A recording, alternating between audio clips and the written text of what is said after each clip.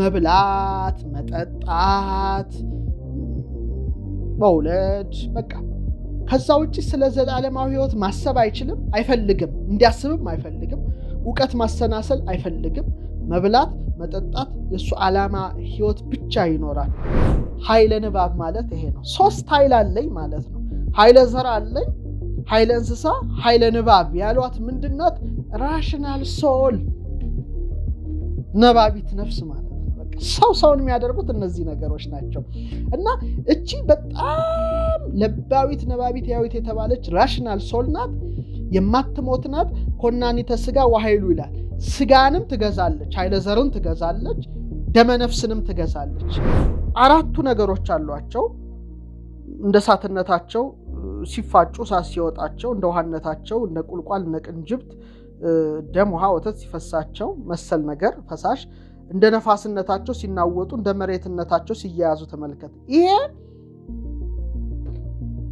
እጽዋት ውስጥ ብቻ ሳይሆን እኛም ውስጥ አለ አስታን ብታፋጩት እሳት ይወጣዋል እንደ ውሃነታቸው ቁልቋል ቅንጭብትን ስትቆርጧቸው ውሃ ነገር ይፈሳቸዋል ደም ነገር ይፈሳቸዋል ወተት ነገር ይፈሳቸዋል እንደ ውሃነታቸው እንደ ነፋስነታቸው ይናወጻሉ እንደ መሬትነታቸው መሬት ታስታቅፋቸዋላችሁ መሬትም በስብሰው ይቀራሉ እነዚህ ተቃራኒ ነገሮች ሰውነታችን ውስጥ አሉ እኔ የሚገርመው እኮ ነው እሳትነታችን ውሃነታችን ነፋስ መሬትነታችን ብትነሳ ያደርገው ተስማምተው መቻላቸው እያንዳንዱ ሶስት ነገር ስላለው አንዳንዱ ከሶስት ውስጥ አንድ ይዞ በሶስት ነገር ስለሚዋሃድ እና ሶስት ግብራት አሏቸው ሁሉም ማለት ነው ስለዚህ ምን ያህል በፍጥረት ውስጥ እንዳሉ ያሳያል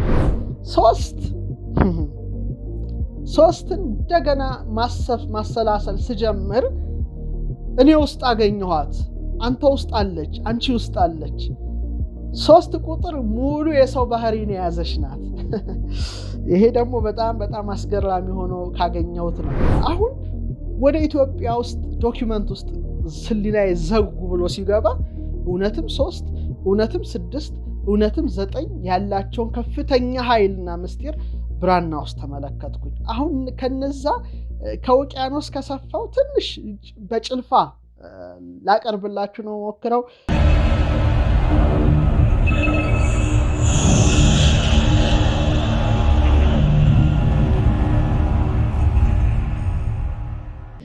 ኒኮላ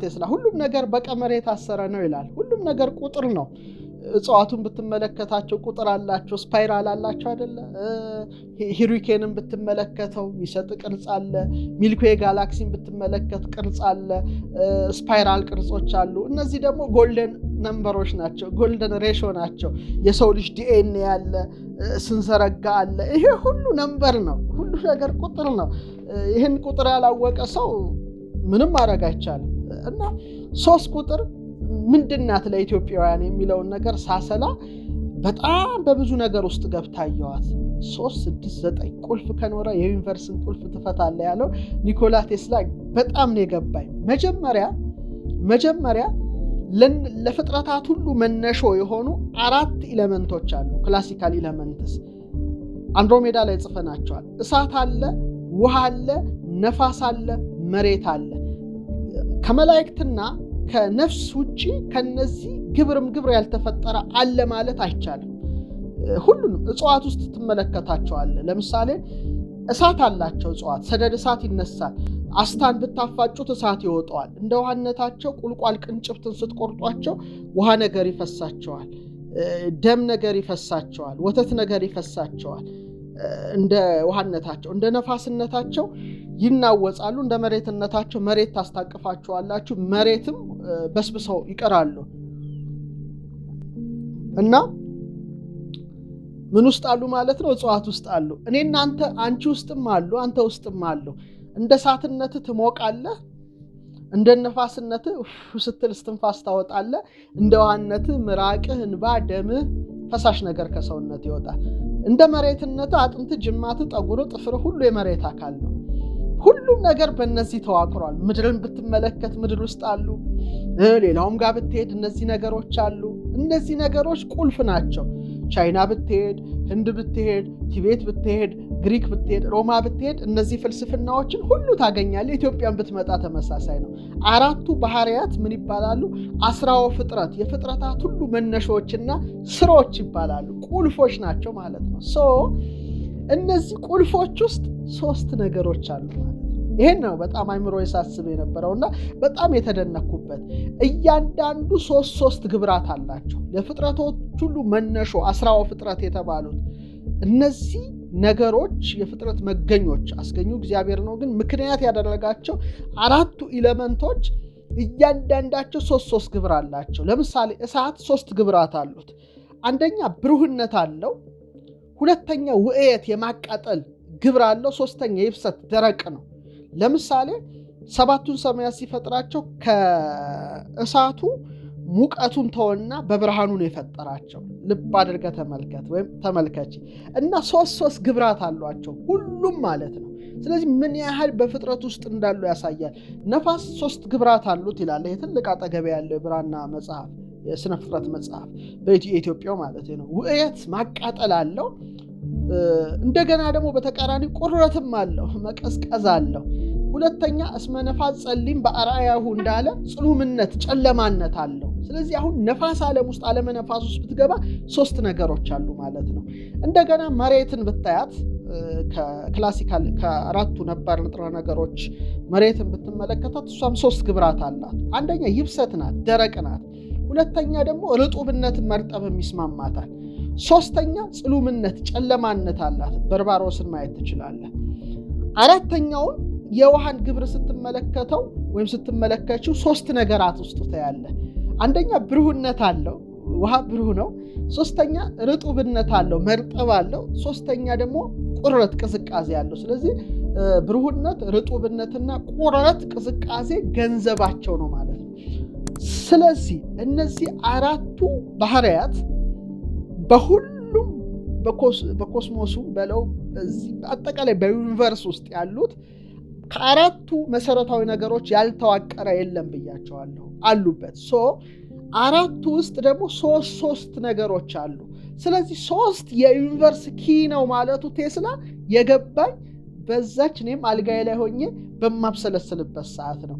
የሚገርመው እነዚህ 3ቱ ነገሮች በአራቱ ነገሮች ውስጥ ያሉ 3ቱ ነገሮች ሁልጊዜ የሚጣሉ ተቃራኒ ነገሮች ናቸው። ግን የሚገርማችሁ ተቃራኒ የሚጣሉ ሲሆኑ ደግሞ እንደገና የሚያስታርቅና የሚያዛምድ አካል አላቸው፣ 3ኛ አካል። ይህ በጣም እኔ ካስገረሙኝ ነገሮች አንዱ ነው። ለምሳሌ እሳት በውዕየቱ በማቃጠሉ ከነፋስ ጋር ይስማማል። በብሩህነቱ ከውሃ ጋር ይስማማል። በይብሰትነቱ በደረቅነቱ ደግሞ ከመሬት ጋር ይስማማል። ለምሳሌ ነፋስና መሬት ምንጊዜ የሚስማሙ አይደሉም። ነፋስ መሬትን ይመታዋል ወይም ይበትነዋል። መሬት ደግሞ ነፋስን ይገድበዋል። እሳት ውሃን እንትን እያለው ይሄዳል። ውሃ ደግሞ እሳትን ያጠፋዋል። ተቃራኒ ነገሮች ናቸው። እነዚህ ተቃራኒ ነገሮች ሰውነታችን ውስጥ አሉ። እኔ የሚገርመው እኮ ነው እሳትነታችን ውሃነታችን ነፋስ መሬትነታችን ብትን ሳያደርገው ተስማምተው መቻላቸው እያንዳንዱ 3 ነገር ስላለው ከ3 ውስጥ አንድ ይዞ በ3 ነገር ስለሚዋሃድ ነው። ነፋስም በውዕየቱ በማቃጠሉ ከእሳት ጋር ይስማማል። በቁረቱ በመቀዝቀዙ ከውሃ ጋር ይስማማል። በጽሉምነቱ በጨለማነቱ ከመሬት ጋር ተያይዞ ተዋህዶ ተስማምቶ ተሰናስሎ ያለ ነው። መሬትን ስትመለከተው በይብሰቱ በደረቅነቱ ከእሳት፣ በጽሉምነቱ በጨለማነቱ ከነፋስ፣ በርጡብነቱ ከውሃ ጋር ደግሞ እንደገና የተዋሃደ የተስማማ የተሰናሰለ ነው። ውሃም ደግሞ ብትመለከችው በርጥበቱ ከመሬት፣ በብሩህነቱ ከእሳት፣ በቁረቱ በመቀዝቀዙ ከነፋስ ጋር ተዋህዶ የተስማማ የተያያዘ ነው። ይህ በጣም ያስደንቃል። እኔ ደግሞ ይህን ሳስብ የአምላክን ስራ በእጅጉ ሁልጊዜ አደንቃለሁ፣ በደንብ አደንቃለሁ። አይደንቅም? በጣም ነው የሚደንቀው። ስለዚህ 10ው ፍጥረት የፍጥረታት መነሾች ስሮች የሆኑት እነዚህ አራቱ ባህሪያት ውስጥ ምን አለ ማለት ነው? ነምበር 3 አለች ማለት ነው። ሁሉም ደግሞ በ3 ነገር የተስማሙ ናቸው። ይሄ ደግሞ በጣም የሚያስደንቅ በቀደምት ኢትዮጵያውያን በተለይ በስነ ፍጥረት መጻሕፍት ዶክመንታቸው ላይ በእጅጉ የተያያዘ መሆኑን እንደው በጣም ሳያስገርማችሁ አይቀርምና እዚህ ዓለም ውስጥ ነበረ ተኝቼ ነው የገባሁት ማለት እችላለሁ። 10 ፍጥረት ውስጥ ሳያት በእጅጉ ተገርም ያለው ሌላው 3 እንደገና ማሰላሰል ስጀምር እኔ ውስጥ አገኘኋት፣ አንተ ውስጥ አለች፣ አንቺ ውስጥ አለች። 3 ቁጥር ሙሉ የሰው ባህሪን የያዘች ናት። ይሄ ደግሞ በጣም አስገራሚ ሆኖ ካገኘሁት ነው እና የኢትዮጵያ ጥንታዊያት ዶክመንቶችን ሳነብ በተለይ መጽሐፈ አሞኒዮስን እነዚህ ነገሮች ትዝ ሲሉኝ ትምህርት ቤት ሳለሁ የተማርኳቸው አንድ እንትን አይምሮ ውስጥ መደወል ጀመረ። ምን የሚል ነው? ሰውን ተመልከተው ይላል። ዘቦ ውስጤቱ 3 ኃይል፣ በሰውነት ውስጥ 3 ግብር፣ 3 ኃይል፣ 3 ባህሪ ትመለከታለህ። ዘውቶሙ አንዱ ምንድነው አለ? ኃይለ ዘር፣ የዘር ግብር፣ የዘር ባህሪ ምን እንደሆነ ነግራቸዋለሁ። ወኃይለ እንስሳ፣ የደመ ነፍስ ግብር፣ የደመ ነፍስ ባህሪ ያዝ 2 ካለ በኋላ ይቀጥልና ወኃይለ ንባብ፣ የነባቢት ነፍስ ግብር ይላል። 3 ግብራት አሉ እዚህ ውስጥ ኃይለ ዘር፣ ኃይለ እንስሳ፣ ኃይለ ንባብ። ድንቅ ነው በእውነት በእጅጉ ይገርማል። ኃይለ ዘር ምንድን ነው የሚለውን እተረጉምላቸዋለሁ። ሲቀጥሉ ምን ይላሉ ሊቃውንት? እስመ ውእቱ ለሐኮ ማርባይቱ ጠባይ ወይቲ እሳት ወነፋስ ማይ ወመሬት፣ ከእሳት ከውሃ ከነፋስ ከመሬት ሰውን ፈጠረው። ይሄ ማለት ዘቦቱ ክሌቱ ኃይል 2 ግብር አለው። አንዱ ኃይለ ዘር ነው ይላሉ፣ የዘር ኃይል። ወኃይለ እንስሳ የደመ ነፍስ ግብር። አሁን ይሄን ነው ማብራራላችሁ። ኃይለ ዘር ለምሳሌ እጽዋቱን ብትመለከቷቸው ተመልካቾቻችን ቅድም እንደነገርኳቸው 4 ነገሮች አሏቸው። እንደ እሳትነታቸው ሲፋጩ እሳት ሲወጣቸው፣ እንደ ውሃነታቸው እንደ ቁልቋል እንደ ቅንጅብት ደም ውሃ ወተት ሲፈሳቸው መሰል ነገር ፈሳሽ፣ እንደ ነፋስነታቸው ሲናወጡ፣ እንደ መሬትነታቸው ሲያያዙ ተመልከት። ይሄ እጽዋት ውስጥ ብቻ ሳይሆን እኛም ውስጥ አለ። ለምሳሌ እንደ እሳትነትህ ትሞቃለህ፣ እንደ ነፋስነትህ ትላለህ፣ እንደ መሬትነትህ አጥንት ጅማት ጥጉር ጥፍር የመሬት አካል ነው። እንደ ነፋስነትህ እስትንፋስ ይወጣል ይመላለሳል። ሰው ከነዚህ ሲለይ ሙት ነው። አሁን ማስተዋል ያስፈልጋል። ኃይለ ዘር አለን። ይሄ አንደኛው ኃይል ነው። ይሄ የዘር ግብር አሉና የዘር ግብር የዘር ባህሪ ለምሳሌ ነፋስ እየወዘወዘው ያድጋል፣ ነፋስ እየወዘወዘው ይደርቃል፣ ፈርሶ በስብሶ ይቀራል። ያዛም አለ 4ቱ ባህሪያትን ውስጥ አለ፣ አንቺም ውስጥ አንተም ውስጥ አለ። አንድ ያዙ።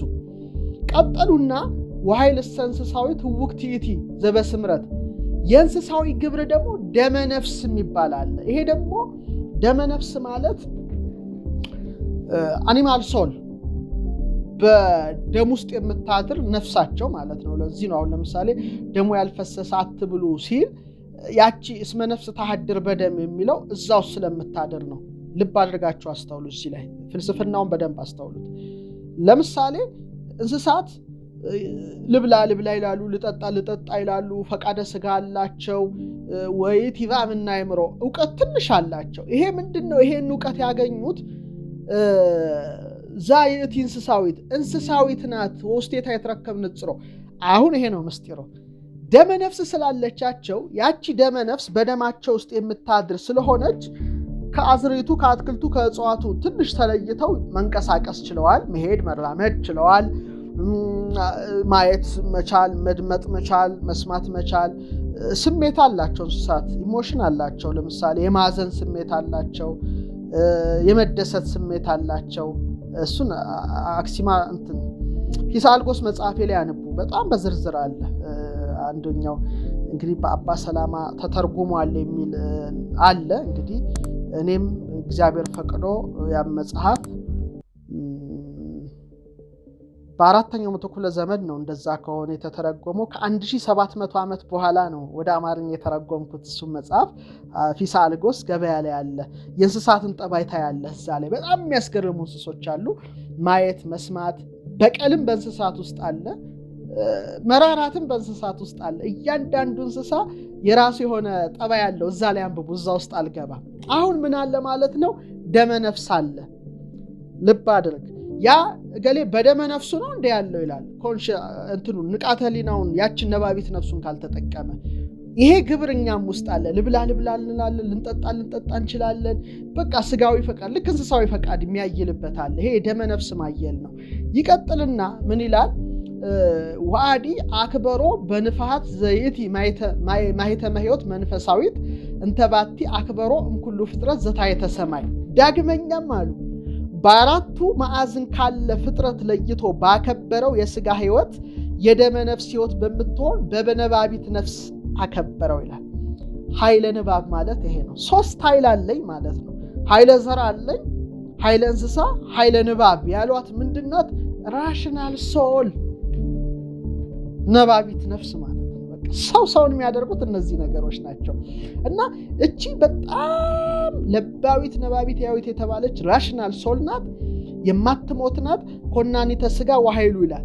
ስጋንም ትገዛለች፣ ኃይለ ዘርን ትገዛለች፣ ደመ ነፍስንም ትገዛለች። በጣም የሚገርም እኮ ነገር ነው። 3 ነገሮች ነው ያሉን። እና በተለይ ታላቁ ሊቅ የነበሩት ቀብራናት አድማሱ ጀንበሬ በጻፉት መጽሐፍ ላይ ምን ብለዋል?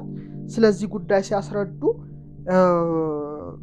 ሰው ሁልጊዜ አራት ኃይለ ዘራችን በደማዊት ነፍስና በነባቢት ነፍስ ኦር በኃይለ እንስሳና በኃይለ ንባብ በተባሉት ኮንፍሊክት ውስጥ የሚኖር ነው ይላሉ። ለምሳሌ ሁለቱም ስጋን ለመማረክ ጥረት ያደርጋሉ። እኔና እናንተን ስጋችንን ለምሳሌ ደመ ነፍሱ ስጋን መማረክ ከቻለች ያንድን ሰው ያ ሰው ያለ ልክ እንደ እንስሳ በቃ በለው መብላት፣ መጠጣት፣ መውለድ በቃ ከዛ ውጪ ስለ ዘላለማዊ ህይወት ማሰብ አይችልም፣ አይፈልግም፣ እንዲያስብም አይፈልግም፣ ዕውቀት ማሰናሰል አይፈልግም። መብላት፣ መጠጣት የሱ ዓላማ ህይወት ብቻ ይኖራል። እቺ ነባቢት ነፍሷ ደግሞ እቺ ግብር ያልተፈጠረችዋ ያቺ ነፍስ ደግሞ ስጋን ኃይለ ዘሩን መማረክ ከቻለች ይነቃል ይላሉ። ይሄ ነው የሚፈለገው። በቃ አሁን ከዚህ ኦዲየንስ እኔ የምፈልገው ነባቢት ነፍሳችሁ እንድትማርካችሁ ነው የዚህ ተመልካች ዓላማ።